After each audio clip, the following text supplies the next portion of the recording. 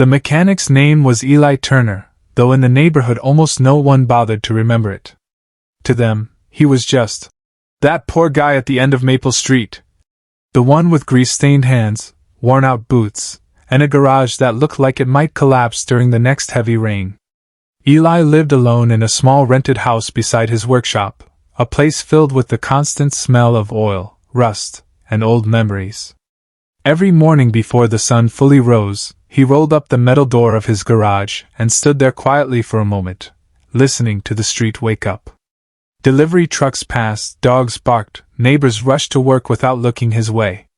He had grown used to being invisible.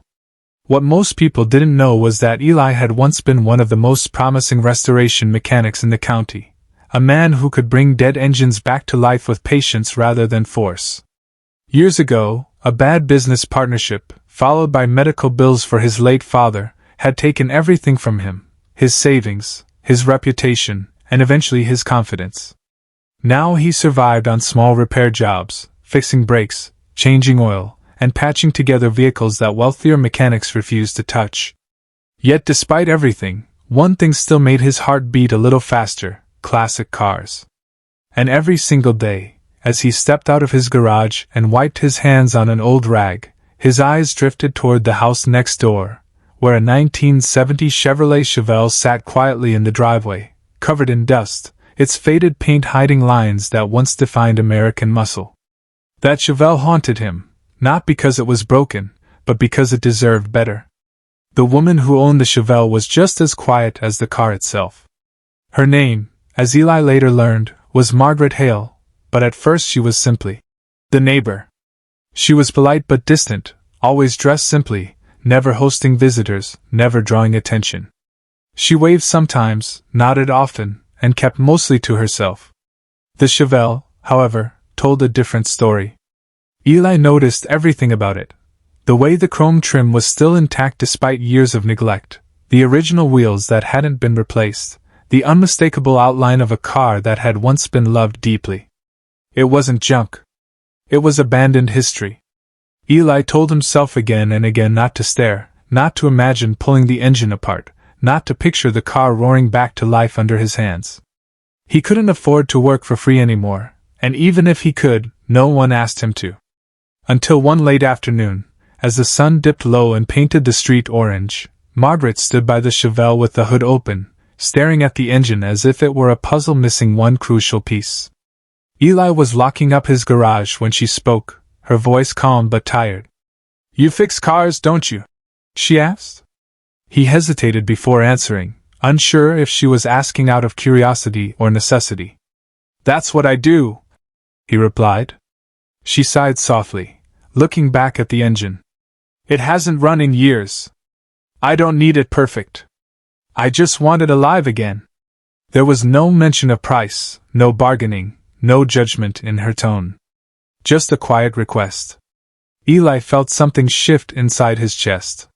He knew the job would take time, parts, and effort he could barely afford. Still, the words came out before logic could stop them. "I can take a look," he said. From the very first day Eli touched the Chevelle, something felt different. He didn't rush. He didn't treat it like another broken machine. He treated it like a promise. Every evening after finishing paid jobs, he rolled his tools toward Margaret's driveway and worked under the dim glow of portable lights.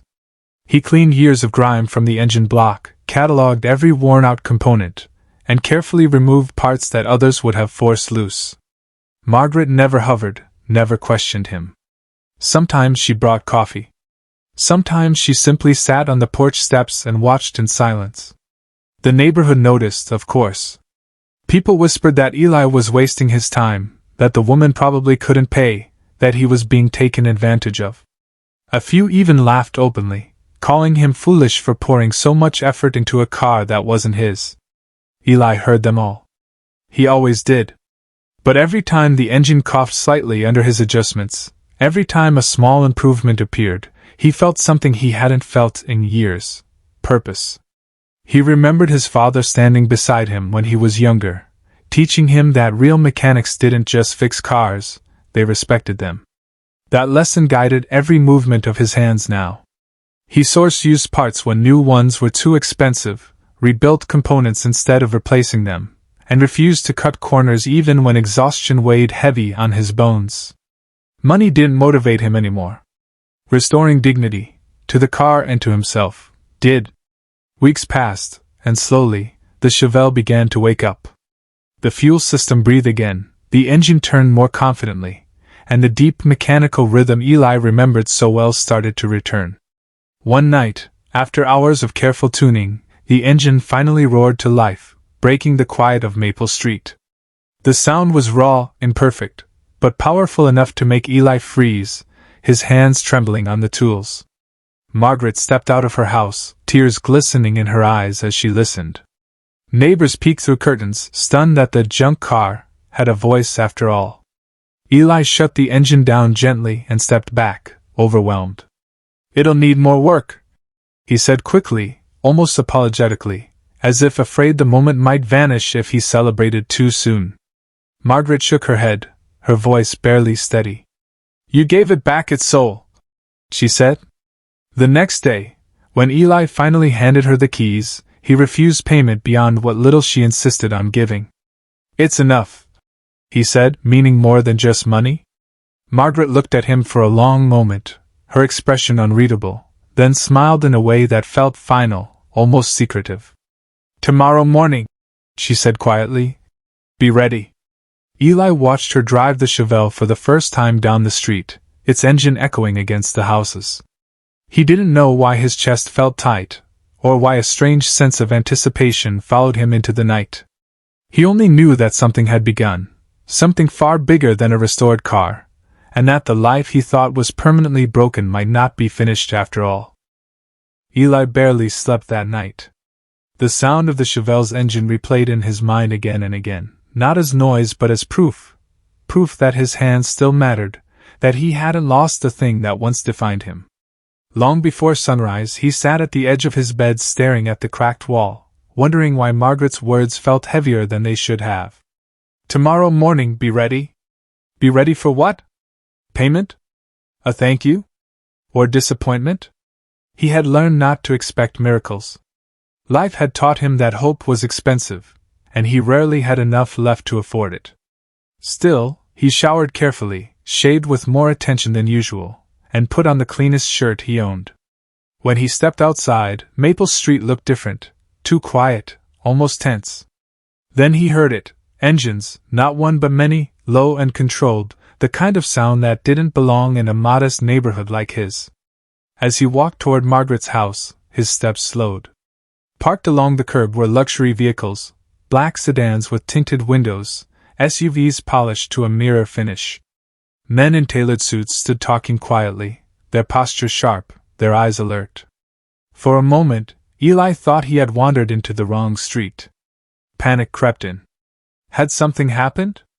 Had he damaged the Chevelle in some way that brought lawyers instead of gratitude?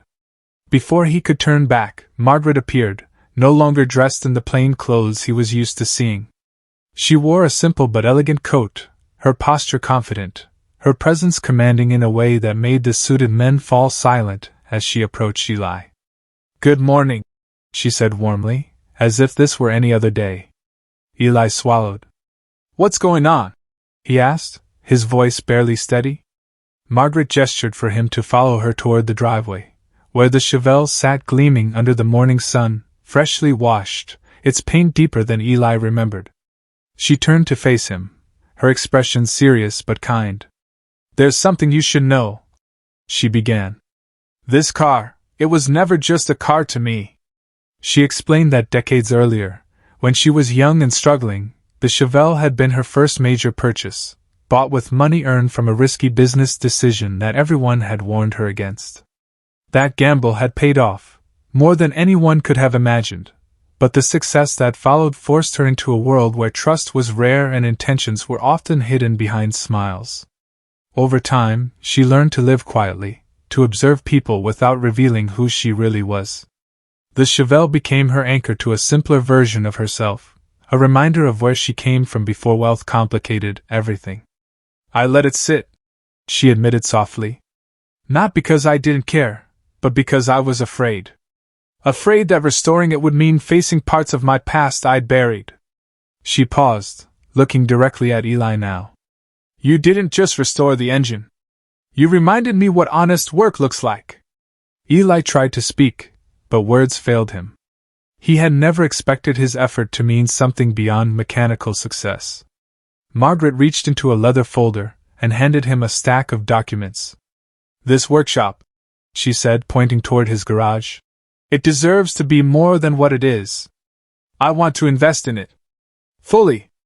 New equipment, renovations, staff, whatever you need. Eli shook his head instinctively, overwhelmed. I didn't do it for. She raised a hand gently. I know, she said. That's why it has to be you. The suited men stepped forward then, introducing themselves as legal advisors, contractors, financial planners. Words like partnership equity and long-term growth floated through the air, but Eli barely heard them. His vision blurred as the weight of the moment settled in. This wasn't charity. Margaret made that clear. She wanted his skills, his integrity, his refusal to cut corners. She explained that she had quietly built and sold companies across multiple industries, accumulating a fortune she rarely acknowledged publicly. Money is easy, she said calmly. Trust is rare. Eli felt exposed in a way that scared him more than poverty ever had. Accepting meant stepping into a world he didn't understand, risking failure on a scale he couldn't imagine.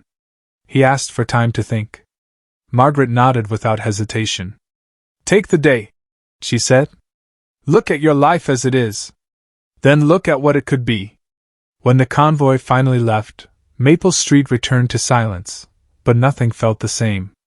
Neighbors stared openly now, curiosity replacing mockery. Eli walked back into his garage and sat on an overturned crate, staring at his tools. For years, he had believed his story was already written, small, quiet, forgotten. Now someone had handed him a pen and asked him to continue. By evening, Eli had made his decision, though fear still lingered in his chest. He returned to Margaret's house just as the sun dipped below the horizon, painting the sky in deep shades of red and gold. She was standing by the Chevelle, running her hand gently along its side. I'll do it, he said simply. Margaret smiled, not the polite smile of a wealthy investor, but the relieved smile of someone who had finally found the right person. Good, she replied. Then tomorrow we begin. As Eli walked home that night, he realized that the restoration of the Chevelle had been only the first step. The real work, the rebuilding of a life, was just starting. The transformation didn't happen overnight, but it happened fast enough to leave Eli breathless. Within weeks, his crumbling garage was gutted and rebuilt into a modern restoration shop, complete with state-of-the-art lifts, diagnostic tools, and space for multiple projects at once.